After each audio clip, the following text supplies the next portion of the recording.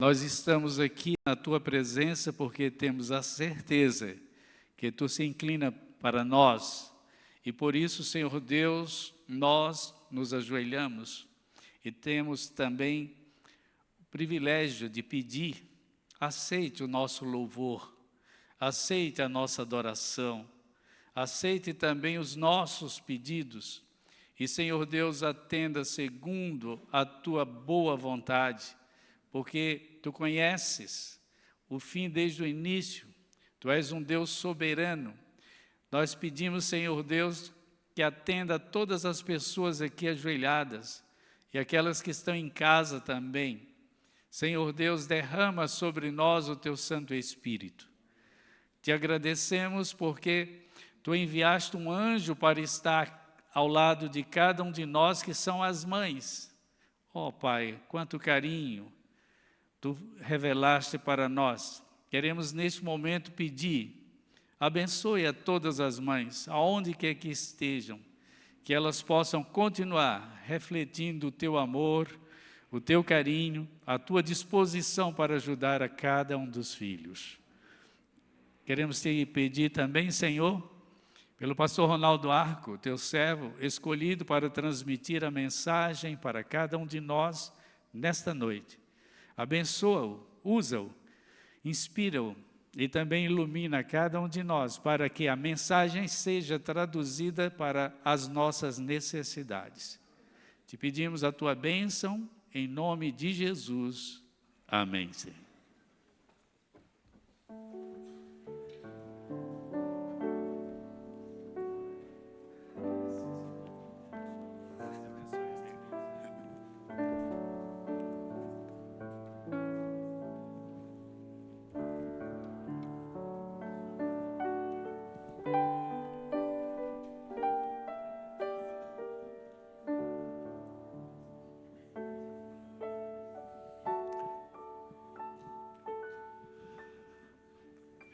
Como é bom estarmos na casa de Deus, mesmo com as nossas dificuldades, os nossos problemas.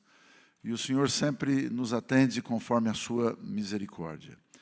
Hoje eu tive uma experiência, mais uma vez, interessante, ao irmos a Guarulhos, propriamente dito a Arujá, onde pela manhã fizemos o batismo da Manu, que é a Emanuela, filha da Elaine, né, do falecido Levi. Passamos um frio.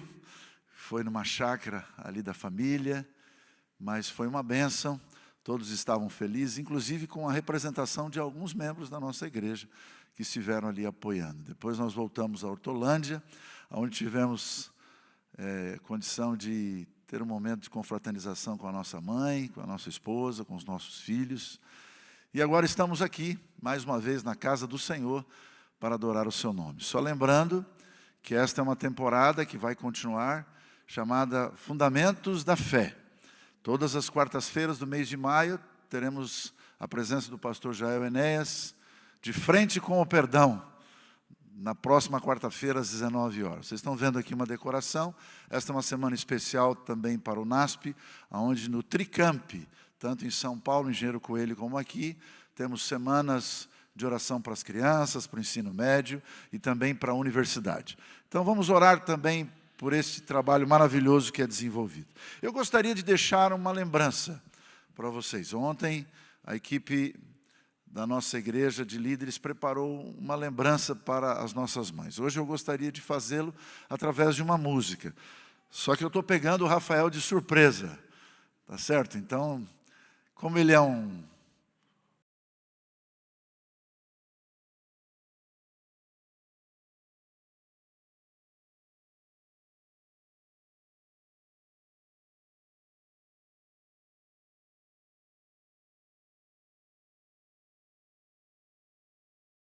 meu pai era o pastor, e eu lembro que teve um programa especial e ele ensinou essa música.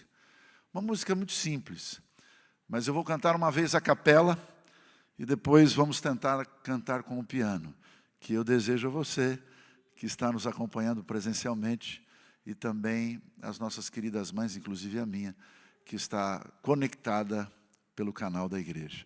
Ela seria assim: mamãe, Eu quero nesse dia fazer você sentir muita alegria e que os dias que vivermos pela frente tragam paz e amor pra gente. Sabe por quê?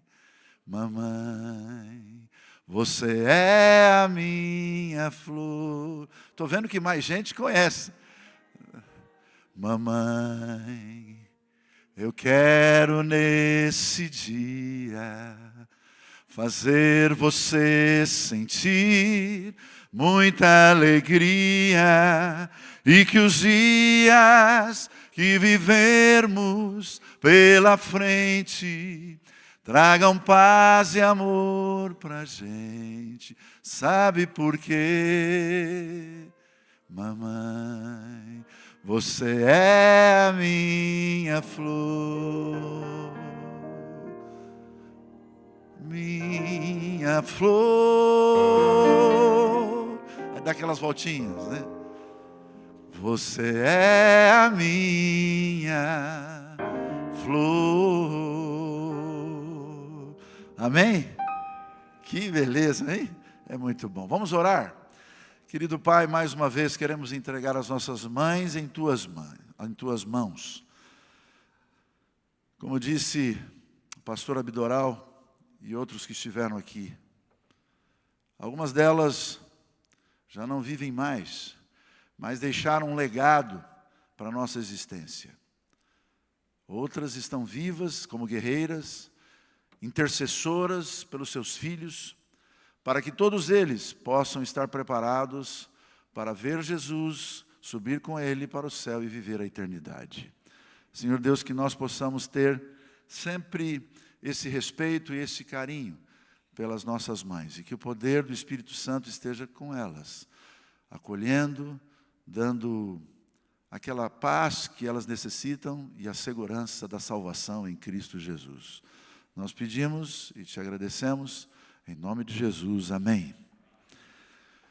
Eu já disse isso, quem sabe, numa outra oportunidade, mas eu, nesses 37 anos de ministério, passei por alguns lugares.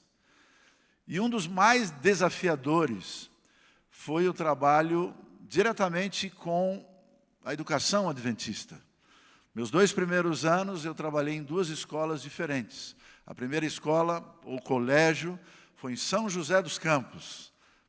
Fiquei lá 1 ano, depois, no final daquele ano, me casei com a Júnia, no começo de 1990, e aí estivemos sendo chamados para Vila Galvão, onde temos uma grande escola. No fundo, ali, em Guarulhos, nós temos 2 grandes escolas. A escola de Gopoúva, que era a escola da Igreja Central de Guarulhos, e a escola de Vila Galvão, que é um outro bairro.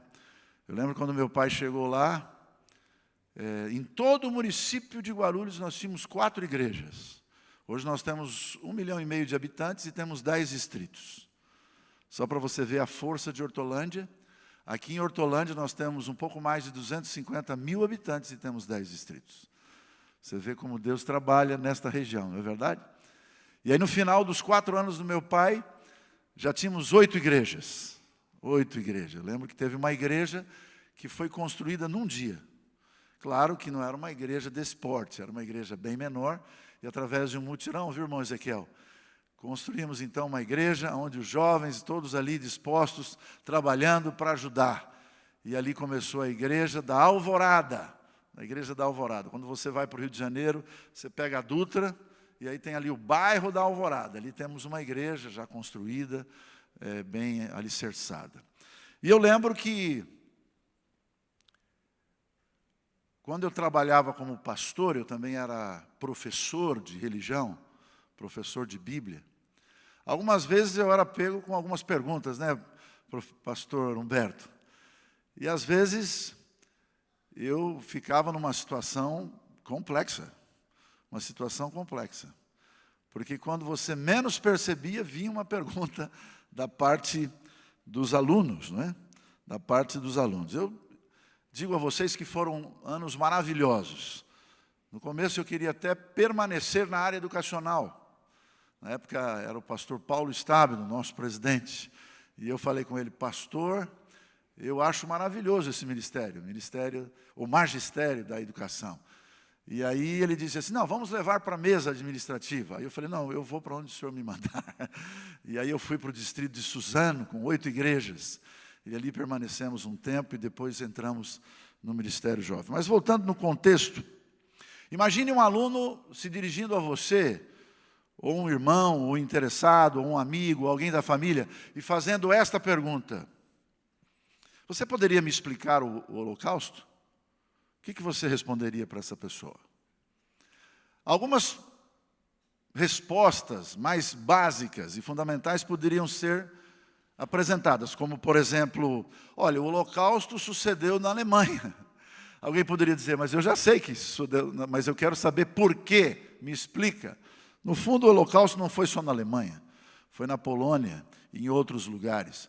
Você sabia que existem alguns campos de concentração que a gente conhece, que são mais famosos, como Auschwitz, que não é na Alemanha, é na Polônia, é na divisa com a Alemanha. Tem aquele famoso, perto de Munique, chamado Dachau ou Dachau.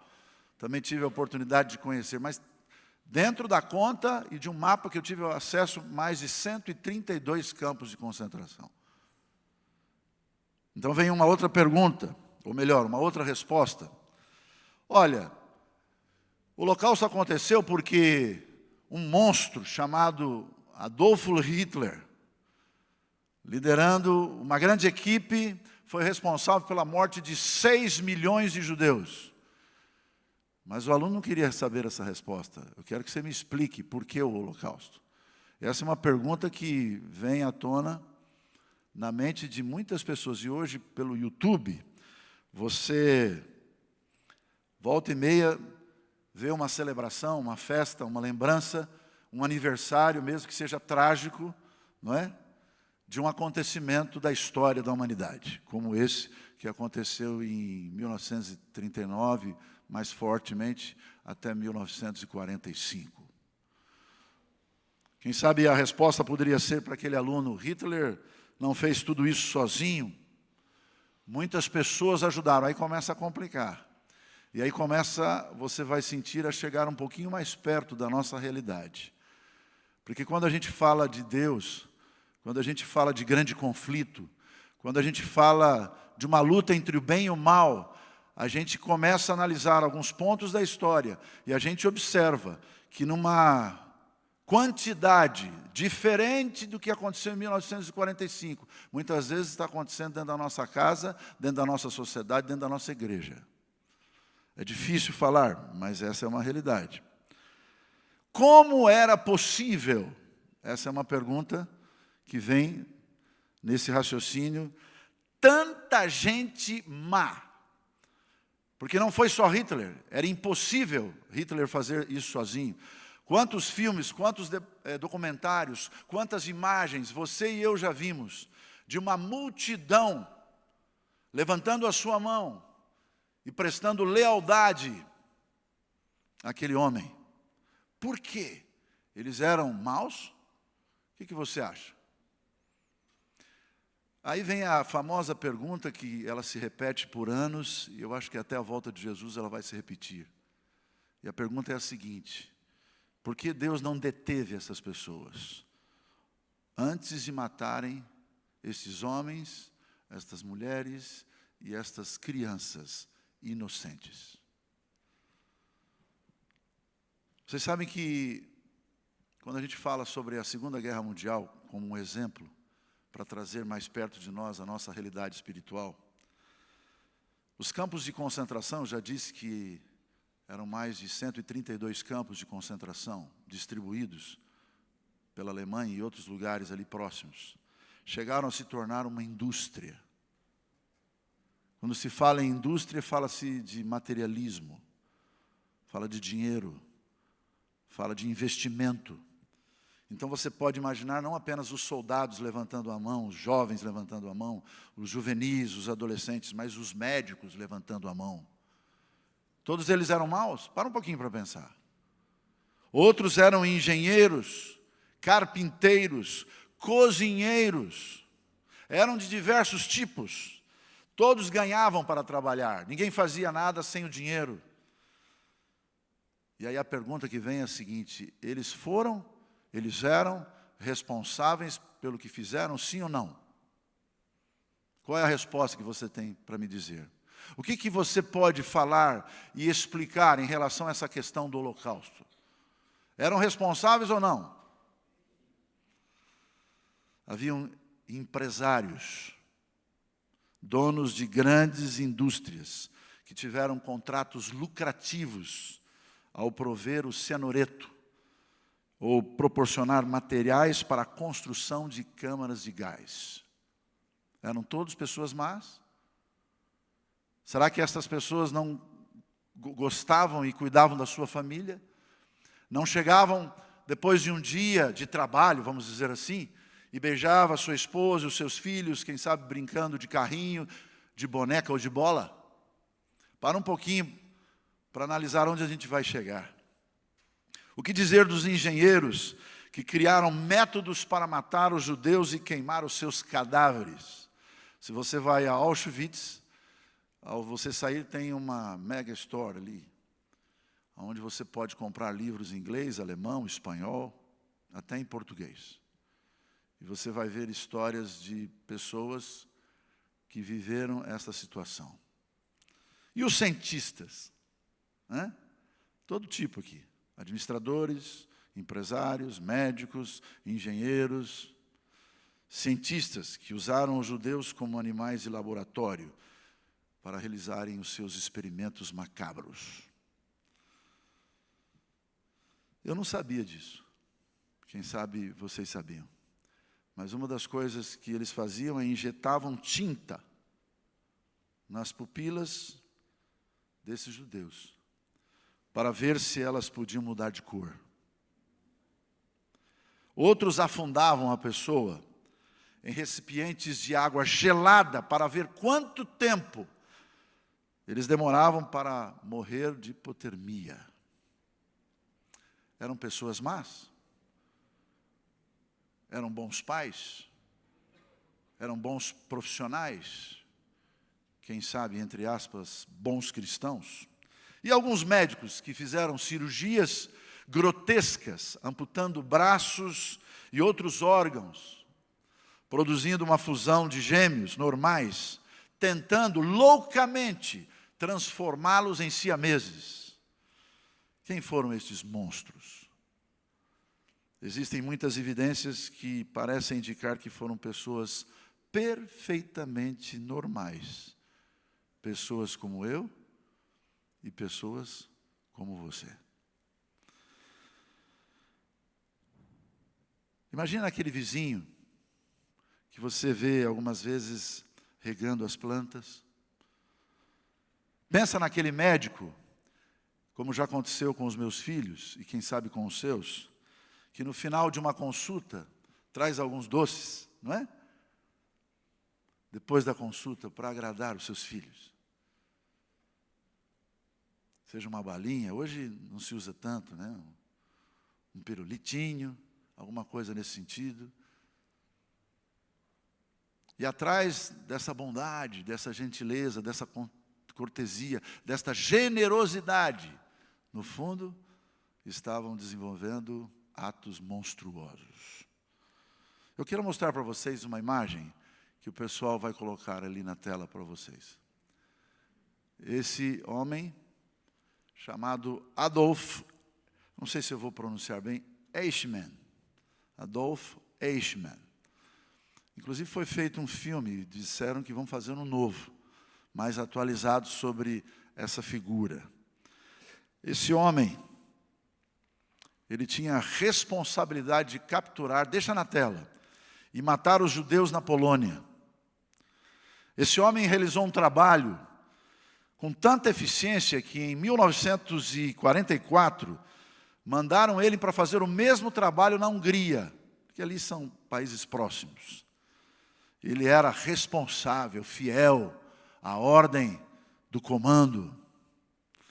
Trabalhando de dia e de noite, ele conseguiu, fora da Alemanha, capturar mais de 400 mil pessoas. Antes do erro de Hitler, quando quis invadir a União Soviética. E naquele momento, Adolf Eichmann, entre outros, foi obrigado a fugir, a desaparecer do mapa. Em 1945, com o governo alemão derrubado, havia o líder da Gestapo. Vocês sabem o que era a Gestapo, né? Era aquele grupo mais próximo de Hitler. Era um grupo selecionado, treinado, diferenciado. E havia um homem chamado Himmler, que era o grande general de confiança. E ele ordenou o fim do programa de extermínio dos judeus. Basta. O que foi feito, foi feito. Agora vamos terminar com esse processo. Sabe o que aconteceu com esse homem que está na tela? Parece um homem idôneo, responsável, não é verdade? Olha o olhar dele. Esse homem, ele ouviu essa ordem. E ele quase enlouqueceu de fúria, de raiva e de ódio. E ele queria matar quantos ele pudesse, antes que fosse tarde. Mas ele desapareceu. Isso aconteceu em 1945, passaram-se 15 anos. Chegava o ano de 1960,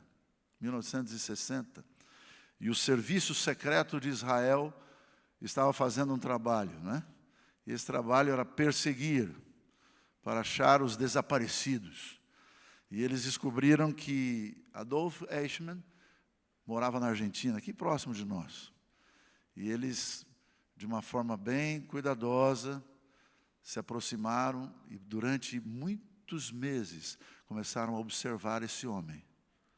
Ele tinha um outro nome, ele se chamava Ricardo Clement. E ele tinha um trabalho simples, humilde, um emprego tranquilo.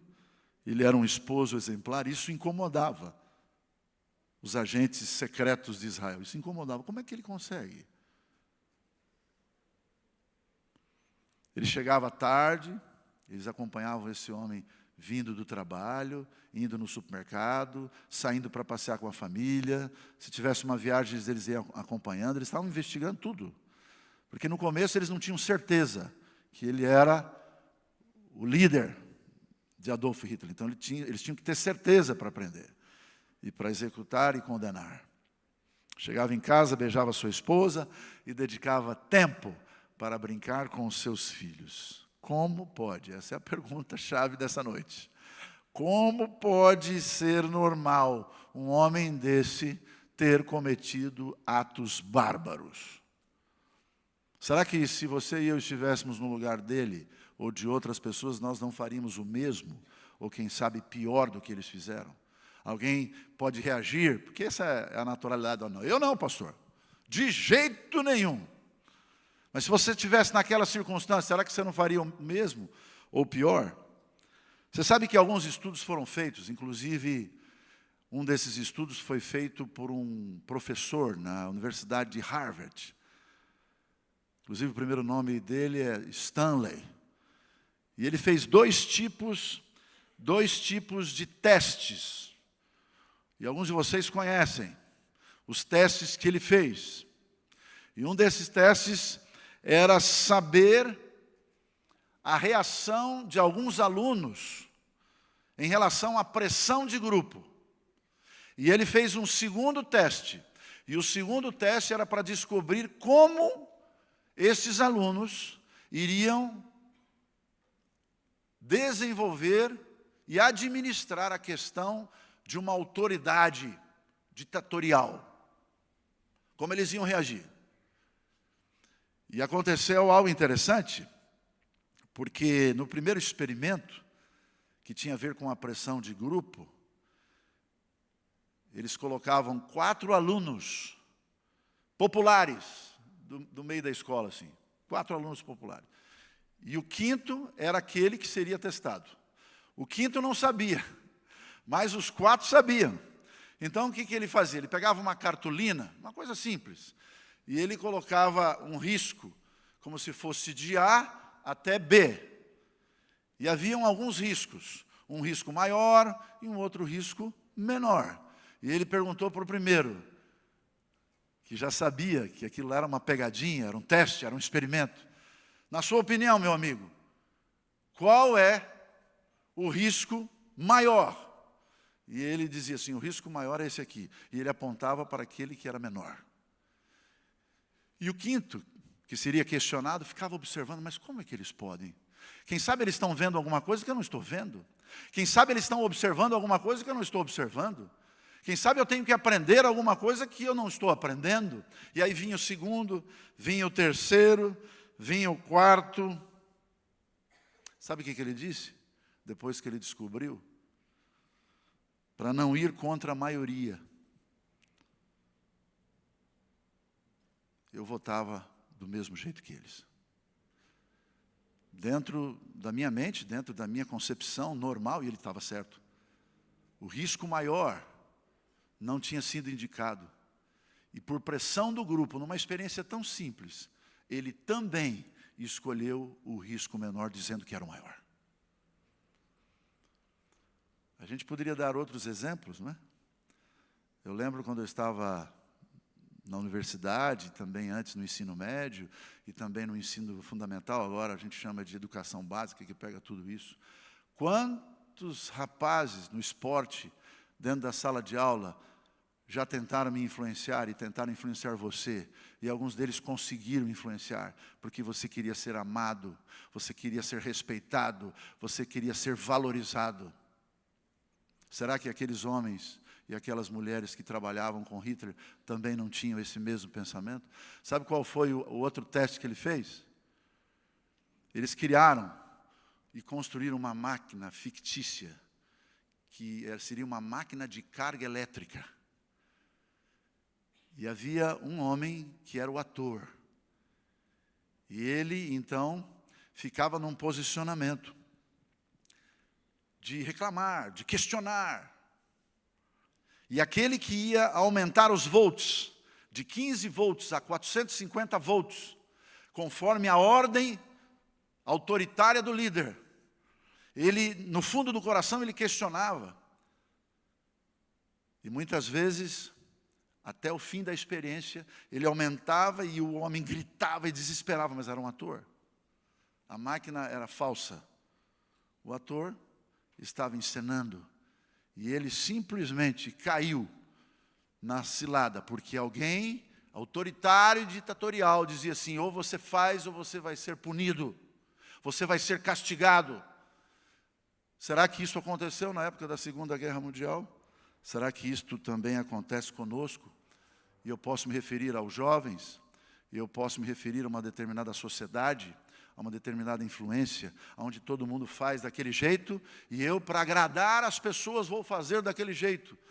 E algumas vezes eu cometo atrocidades espirituais, atrocidades em relação ao respeito que nós devemos ter pelas pessoas. Lembro da semana passada, quando eu falei sobre a importância que está na Bíblia, nós vamos ler alguns textos agora, que está na Bíblia, de nós respeitarmos a opinião do outro, a liberdade de escolha do outro.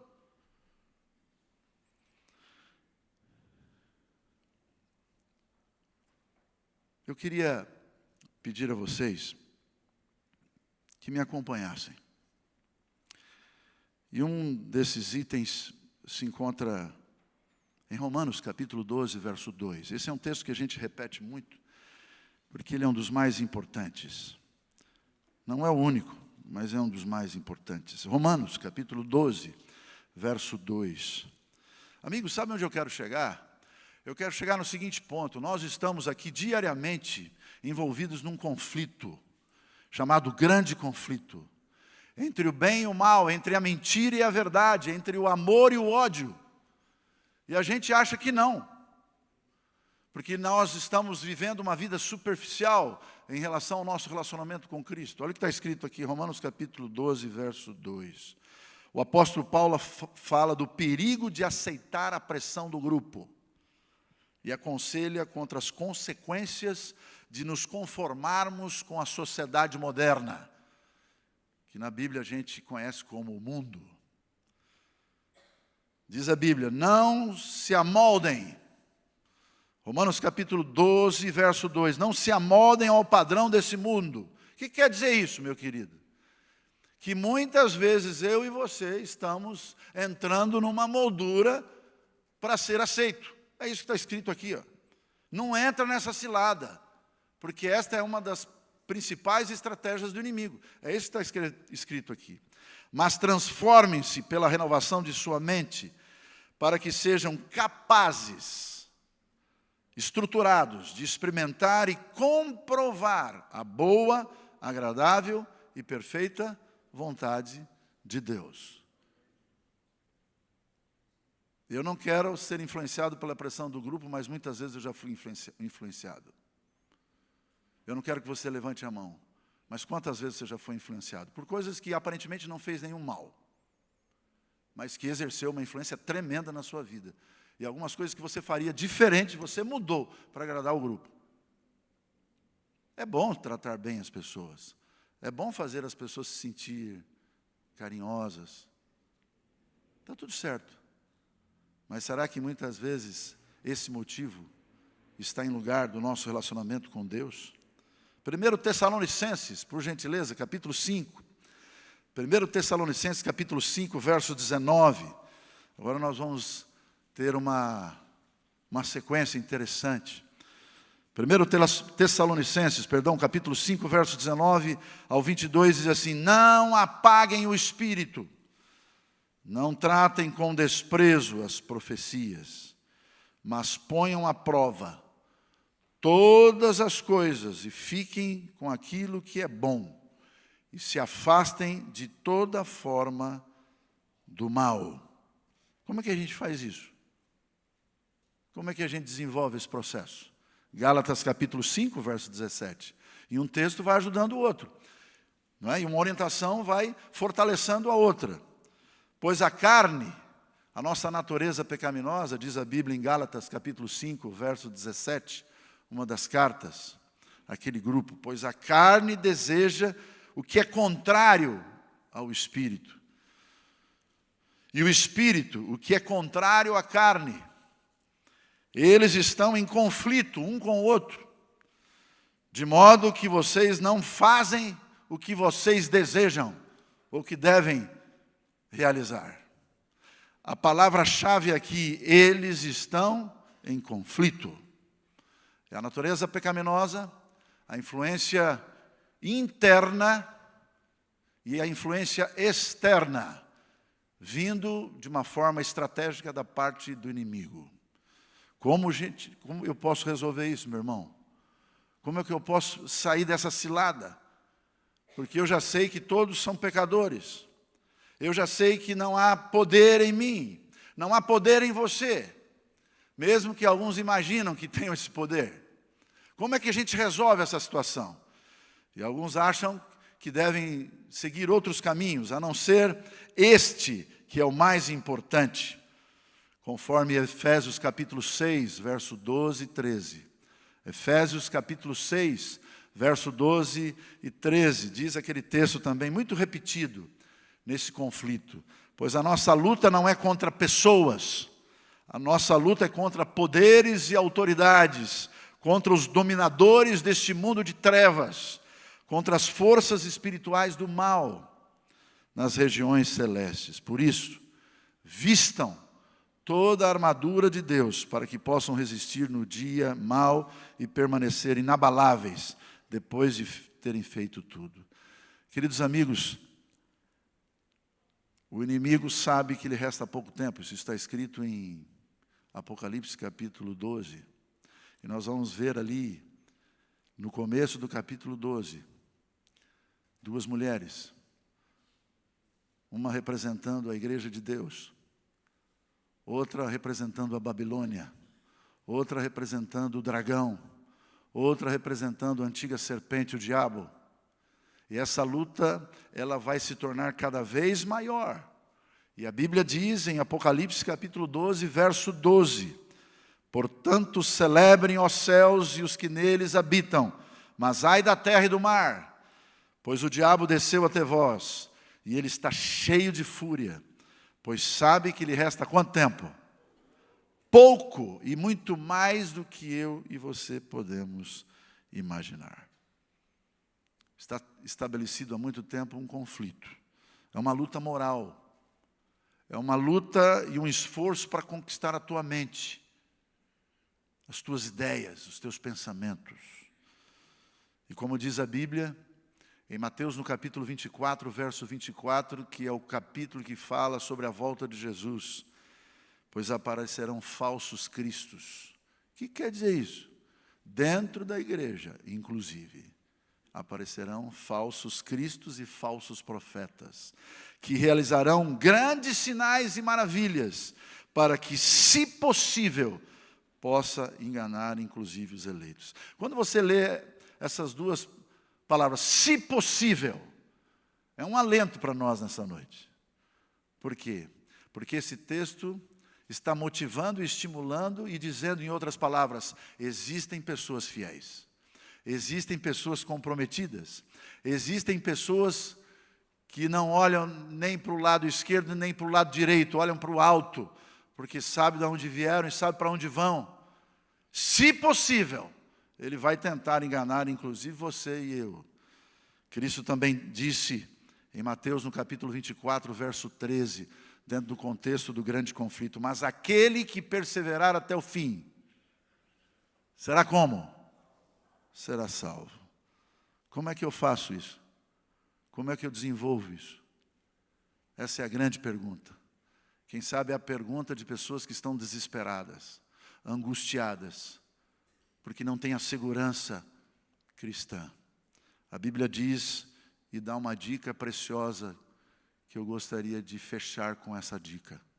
2 Tessalonicenses, capítulo 2, verso 9 e 10. Porque quantas vezes eu já li esse texto que eu acabei de ler? Aquele que perseverar até o fim será o quê mesmo? Mas como eu posso fazer parte desse grupo que persevera? Porque eu acredito na sinceridade de todos vocês aqui.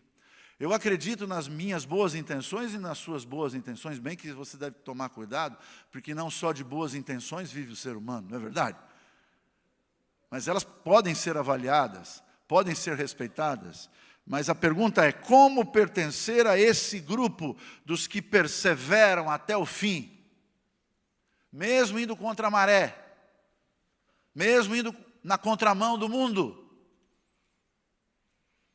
2 Tessalonicenses capítulo 2, verso 9 e 10, deixa claro, que diz assim, a vinda desse perverso é segundo a ação de Satanás, com todo o poder, com sinais e com maravilhas enganadoras. Olha essa parte que é a grande dica. Ele fará uso de todas as formas de engano, da injustiça para os que estão perecendo, porquanto rejeitaram o amor, a verdade que os poderia salvar. Em outras palavras, a palavra amor volta em cena. E a pergunta volta novamente na ênfase. Como é que eu e você podemos perseverar até o fim? Porque tem muita gente que está aqui dentro, eu não estou pensando em ninguém. Não estou olhando para o lado pessoal, que podem estar aqui dentro e daqui a pouco não estarão mais. Tem alguns que viveram com a gente, na nossa família, estiveram em várias atividades e projetos maravilhosos, foram exemplos e já desistiram da sua fé, porque não perseveram. Por que não perseveram? Essa é a pergunta. Porque não amam a verdade. Esse é o detalhe. Porque não amam a verdade. Porque se amassem a verdade, iriam ser salvos. E como aquela música do Jader Santos, o pastor Jader Santos, o céu começa aqui. Porque a nossa vida ela é totalmente transformada. Ela é totalmente modificada. Você não consegue mostrar e imaginar quando esse momento vai acontecer. Ele é natural, porque ele é fruto de um relacionamento. Então, em primeiro lugar, se amamos a verdade, escuta bem o que eu vou lhe dizer. Se amamos a verdade, iremos buscar esta verdade todos os dias. Nós vamos ter interesse pela verdade. Nós vamos ter interesse sobre esse assunto. Por exemplo, João capítulo 5, verso 39, nós conhecemos, é um texto clássico nos estudos bíblicos, diz assim: vocês estudam cuidadosamente as Escrituras, que é a Bíblia, porque pensam que nelas vocês têm a vida eterna. E vocês estão certos, porque são as Escrituras que testemunham a meu respeito. Em outras palavras, voltando ao ponto número 1, para permanecermos fiéis e perseverantes, precisamos amar a verdade, precisamos buscar a verdade, precisamos ter interesse sobre esse assunto. Aí a gente vem na igreja, e é tão difícil ouvir isso, né? Tem gente que apedreja, e quando não fala na frente, fala por trás, né? Apedreja. Pastor, por que volta esse assunto? Porque esse assunto é extremamente relevante para todo o tempo, inclusive para os dias que nós estamos vivendo, que antecedem a volta de Jesus. Se você não tem interesse por esse assunto, se você não busca as palavras do Senhor, você vai enfraquecendo, você vai desanimando. Você quer ver um outro detalhe importante que nós devemos lembrar? E isso vai nos ajudar muito. Olha o que está escrito aqui em Salmos, capítulo 25, verso 4 e 5. O salmista, agora é o Velho Testamento, né? A gente leu sobre Paulo, agora o Velho Testamento. Olha a humildade do salmista. Mostra-me, Senhor, os teus caminhos. Salmos 25, 4 e 5. Ensina-me as tuas veredas. Aqui é a repetição, a ênfase. Guia-me com a tua verdade e ensina-me, pois tu és Deus, meu Salvador, e a minha esperança está em ti todo o tempo. Você quer perseverar? Sim ou não? Levante a mão. Você precisa amar a verdade, você precisa buscar a verdade. Se amarmos a verdade, nós reconheceremos o seu valor. Como é que a gente reconhece o valor da verdade? Mateus capítulo 13, verso 44. Olha o que diz a Bíblia. O reino dos céus é como um tesouro escondido no campo. Certo homem, tendo encontrado, escondeu de novo, e então, cheio de alegria, foi, vendeu tudo que tinha e comprou o quê? Aquele campo. Em outras palavras, quando você ama a verdade bíblica e você busca e você reconhece o valor, você deixa tudo de lado, porque aquilo lá, é prioritário. Se amamos a verdade, aí vem a conclusão. Essa verdade vai transformar a nossa vida. A Bíblia diz em Mateus, no capítulo 7, verso 21, o seguinte. Mateus capítulo 7, verso 21. Em minha Bíblia eu começo a ler assim. Nem todo aquele que me diz Senhor, Senhor, entrará no reino dos céus. Não é só a fachada, irmãos. Tem muita gente que vive só de fachada. Durante a semana é uma outra situação. Fala bonito, tem uma posição de religiosidade, mas a sua vida é um sepulcro caiado. Nem todo aquele que me diz Senhor, Senhor entrará no reino dos céus, mas apenas aquele que faz a vontade de meu Pai. E para fazer a vontade do Pai tem que amar a vontade do Pai. Tem que buscar a vontade do Pai. Muitos me dirão naquele dia, Senhor, Senhor, não profetizamos, não pregamos nós em Teu nome. Não cantamos em Teu nome. Em Teu nome não expulsamos demônios e não realizamos muitos milagres. Então eu lhes direi claramente, nunca os conheci. Afastem-se de mim, vocês que praticam o mal. Portanto, quem ouve estas palavras, as minhas palavras, e as pratica, é como um homem prudente que construiu a sua casa sobre a rocha. Caiu a chuva, transbordaram os rios, sopraram os ventos e deram contra aquela casa. E ela não caiu, porque tinha os seus alicerces na rocha. Aonde vocês já viram essa história, vão ouvir de novo. E depois de alguns pregadores, inclusive o nosso querido amigo, pastor Bulhon, né, que contava as mesmas histórias e a gente ficava emocionado. Algumas vezes a gente pode contar e repetir algumas delas. Eu estava no IPAI, fazendo uma semana de oração. E na sexta-feira, penúltimo dia da semana de oração, os professores estavam reunidos ali num lanche do pôr do sol, e nós vimos aquela rocha. Quem já foi no IPAI conhece.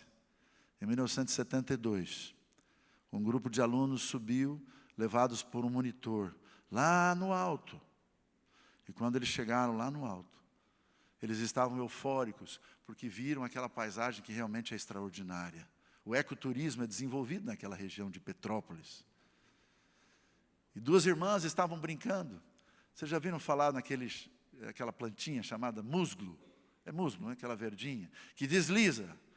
E uma dessas filhas escorregou, uma dessas irmãs escorregou. E ela estava caindo e não tinha mais volta. Não tinha mais volta. Mas havia uma árvore com uma raiz bem forte no meio de uma fenda. E ela se segurou nos galhos desta árvore. O peso desta mulher fez com que não demorasse muito tempo. Havia uma angústia, gritos, todo mundo querendo salvar, todo mundo querendo ajudar. Mas infelizmente pelo peso, o galho quebrou. Se ela pudesse segurar na raiz, né, no fundamento, ela ia sofrer como muitos de nós sofremos na nossa vida espiritual. Mas ela poderia ter mais chance de salvação. Concorda comigo? Mas como ela estava pegando num galho que era superficial e rapidamente quebrava, você já sabe o que aconteceu. Eu não estou enfatizando essa história para enfatizar a morte dessa garota. Eu estou enfatizando essa história porque a grande pergunta nesse momento é: aonde você está se agarrando? Aonde você está dedicando tempo para a sua vida? Aonde você está dedicando tempo para estudar a Bíblia?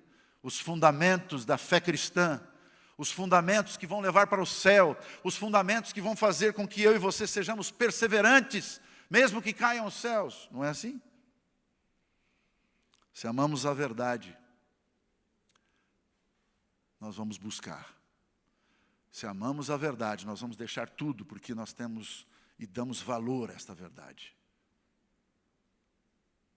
Se amamos a verdade, nós vamos permitir que esses princípios diariamente transformem a nossa vida e o nosso caráter, porque a única coisa que vamos levar para o céu é o nosso caráter. E se amamos a verdade, nesse grande conflito, esse é um teste que não tem como dar errado. Se verdadeiramente eu e você amamos a verdade, nós não vamos conseguir ficar calados. Nós vamos transmitir, nós vamos compartilhar. Muitas vezes nós estamos numa redoma, seja em nosso lar, em nossa igreja, em nossa escola, em nossa comunidade, e olhamos para dentro e esquecemos daqueles que estão lá fora. A Bíblia diz em João capítulo 18, verso 37, nós temos uma missão. Alguém perguntou a Jesus: você é rei? O nome dele, Pilatos. João capítulo 18, verso 37. Jesus respondeu: tu dizes que sou rei. De fato, por esta razão nasci. E para isto vim ao mundo. Para fazer o que, irmãos? Para testemunhar da verdade. Todos os que são da verdade me ouvem. Em outras palavras, mesmo que seja duro de ouvir, eu estou falando para mim, depois para você. Como é difícil nós termos a alegria de compartilhar a verdade. Não é verdade? Atos capítulo 1, verso 8, diz o seguinte, é o último texto. Aqueles que tomarem uma decisão neste grande conflito, existem duas bandeiras. A bandeira do inimigo, e ela já foi declarada há muito tempo. E essa bandeira não é contra você, essa bandeira é contra Jesus Cristo. Ele vai fazer tudo o que puder para tirar você do reino. E tem uma outra bandeira, só que essa bandeira está ensanguentada. Esta bandeira de Jesus Cristo, que morreu na cruz do Calvário, ressuscitou entre os mortos, está intercedendo pelos nossos pecados, vive e viverá para sempre. e como ele viveu o testemunho da verdade, e como ele nos ensina que devemos ser testemunhadores da verdade, ele usou esse homem de Deus em Atos capítulo 1, verso 8, dizendo: mas recebereis o quê? Poder, não tenha medo. E esse poder vai vir do Espírito Santo, ele vai descer sobre vocês. E vocês serão minhas testemunhas. Testemunhas do que mesmo, irmãos? Da verdade. E por que nós vamos ser testemunhas da verdade? Vamos ser felizes por fazermos esse trabalho maravilhoso. Porque nós amamos a Cristo, porque nós reconhecemos o seu valor. E o Espírito Santo vai descer sobre vocês e serão minhas testemunhas em Jerusalém, que é aqui pertinho, não é? Em Hortolândia, na Judéia, um pouquinho mais distante, em Samaria, em alguns lugares como o projeto Mission Trip, né? Em vários lugares, seja no Oriente Médio, seja na África, seja na República Dominicana, né, pastor Félix? Em qualquer lugar, seja no projeto de rua, seja na sala 43 da Novo Tempo, seja na Bíblia entre amigos, seja nos pequenos grupos, e em tantos outros projetos que estão sendo criados, porque pessoas sinceras amam a verdade, não estão querendo competir uma com as outras, apenas querem levantar e aceitar a bandeira ensanguentada de Jesus Cristo. Eu quero fazer um convite a vocês. Quando Adolfo Eichmann, que foi o depoimento que nós apresentamos para vocês no começo da mensagem de hoje, ele foi preso lá na Argentina e foi trazido para o julgamento. Tem fotos, você pode acompanhar. De todas as histórias que nós contamos aqui, a maioria delas são todas verdadeiras. Ele foi levado a julgamento e, em sua defesa, ele disse que não era responsável pelos seus crimes, porque só estava obedecendo ordens. Os juízes não aceitaram a sua defesa, e ele foi executado. Eu sei que você está sendo bombardeado pela pressão da sociedade, a pressão dos seus amigos, às vezes até dentro da igreja. Mas a pergunta não é essa. A pergunta é: você se sente responsável pelas suas decisões e pelas suas escolhas? Aqueles homens e aquelas mulheres ganhavam dinheiro pela custa da vida de pobres coitados. E muitas vezes nós estamos deixando o tempo passar, e é um tempo precioso para estarmos mais perto de Jesus, ao lado de Cristo. E a pergunta é: o dia do juízo, ele chega. Como será a atitude do juiz celestial em relação às nossas escolhas? Mesmo sendo difícil de ouvir isso, a pergunta é: será que eu vou poder fazer o que Adolfo Eichmann fez lá na Alemanha, quando depois de muitos anos ele foi descoberto na Argentina e foi preso e foi trazido para ser julgado? Eu não sou responsável pelas minhas decisões, eu não sou responsável pelos meus crimes, eu não sou responsável pelas minhas escolhas. Eu sei que você já sabe a resposta. E em nome do Senhor eu só posso dizer com muito respeito e carinho, mas com muita firmeza: eu e você precisamos amar a verdade. Eu queria pedir que você se coloque em pé neste momento. Eu queria que você cantasse juntamente comigo uma música tão linda que está no Inário Adventista. Mas enquanto o Rafael se prepara, a pergunta que vem é a seguinte: o que responderá o juiz celestial quando as pessoas disserem: mas todos faziam o mesmo, eu estava seguindo o meu grupo, é que os meus pais me ensinaram esse caminho, o que eu posso fazer? Meus amigos não acreditavam nessa mensagem, eu fui para o caminho dos meus amigos. Meu patrão meu administrador autoritário, firme, querendo resultados imediatos, me ordenou a fazer desse jeito. O que você acha que Jesus pensa sobre isso? Eu fui no extremo, intencionalmente, contando a história de um homem que foi um dos assessores mais hostis da liderança de Adolf Hitler, para você sentir como nós muitas vezes temos algo semelhante.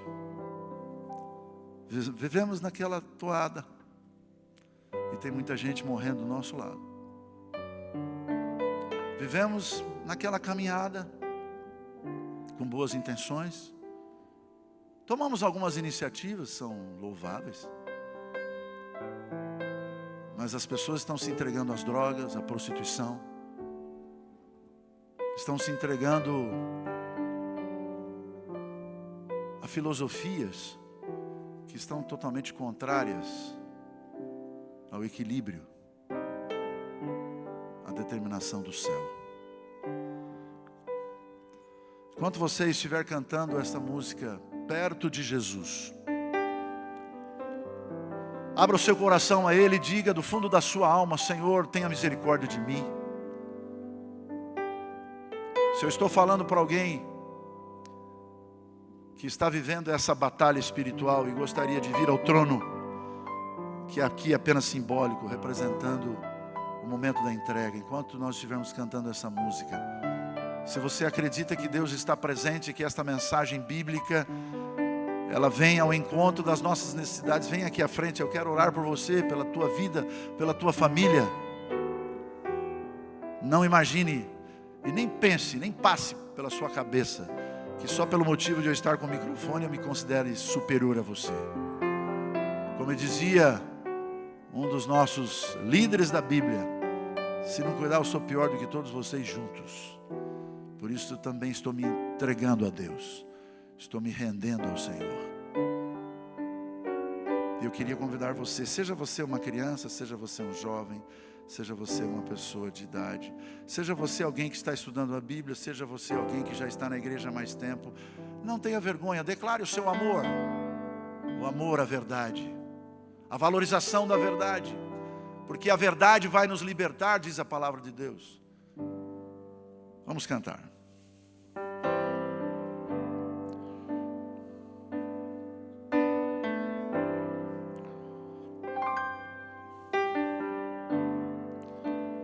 Perto de Jesus, amém. Sempre quero estar. Tudo que eu preciso aqui,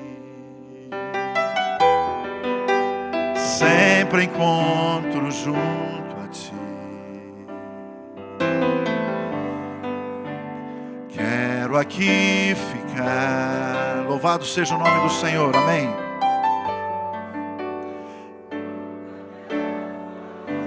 É uma decisão, nunca se afastar de Cristo. E abrigado em Ti, Senhor,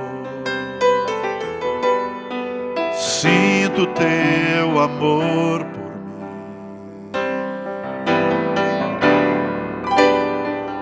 Tu és o meu Deus, quero só a Ti. Bem forte, quero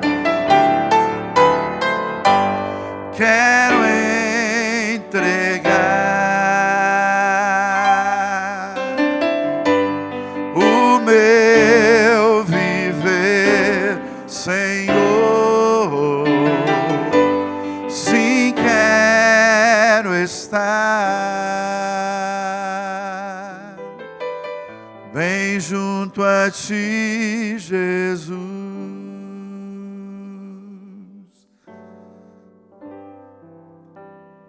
Perto de Jesus,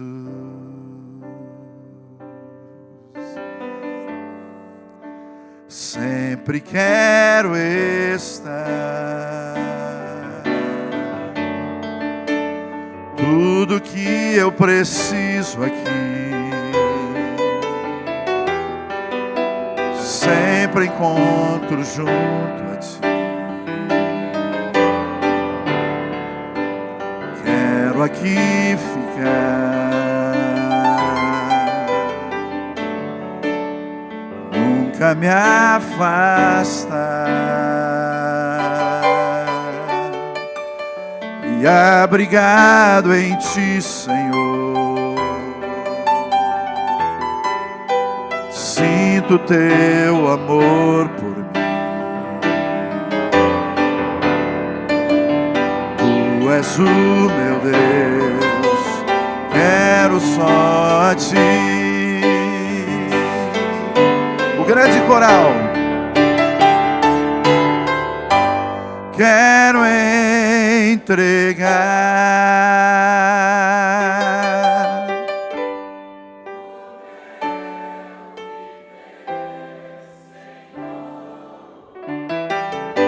sim, quero estar bem junto a ti, Jesus. Querido Pai, nós louvamos o teu nome pela palavra.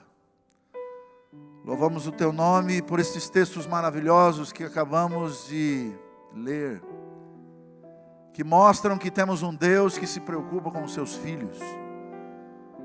Um Deus que não teve nenhum problema de vir a esta terra e morrer pelos nossos pecados. E diariamente suplicar, rogar e pedir que nós possamos reconhecer o seu amor. Mais do que isso Ele não pode fazer. E nós sabemos disso, Senhor. E motivados e sensibilizados pelo amor de Cristo Jesus, nós queremos nos render a Ele. Nós queremos ser fiéis à sua vontade. Eu sei que nós temos uma natureza pecaminosa que nos leva para um outro lado. Infelizmente, o inimigo, como sabe que resta pouco tempo, ele usa de todas as artimanhas. Às vezes até os amigos, até a família, para nos afastar daquilo que é prioritário. A gente quer ser importante, valorizado, quer ganhar mais dinheiro. E tudo isso não é pecado, se nós colocarmos o Senhor como o primeiro.